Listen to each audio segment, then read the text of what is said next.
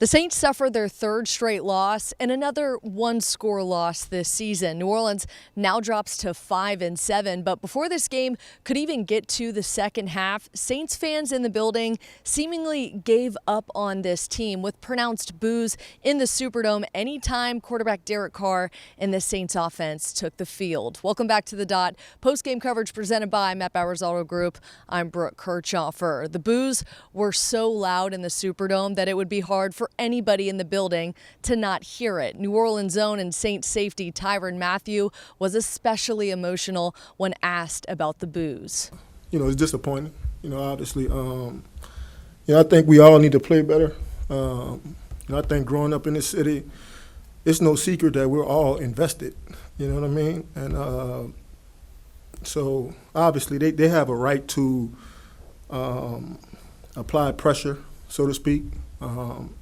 But at the end of the day, man, we want family, we want community, and it's going to take all of us. There should never be boos in the home stadium, but our play just got to be better. Chris, do you feel like they were maybe warranted? I don't know.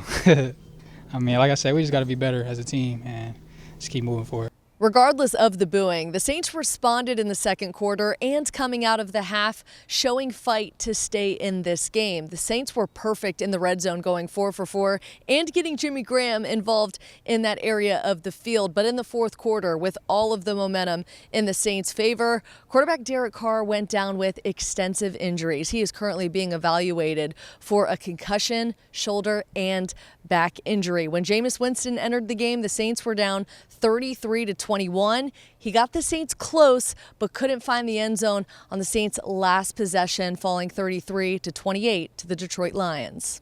I'm sick. Obviously don't feel good,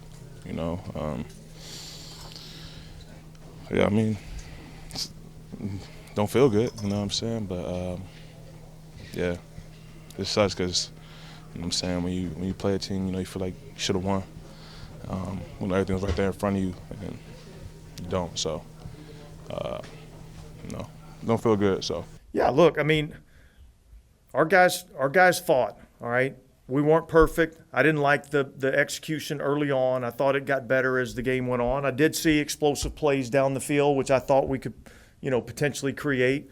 I saw some things that I liked, and yet there's a few mistakes that, handful of plays that kind of end up costing you the game. And those are the plays that we have to eliminate.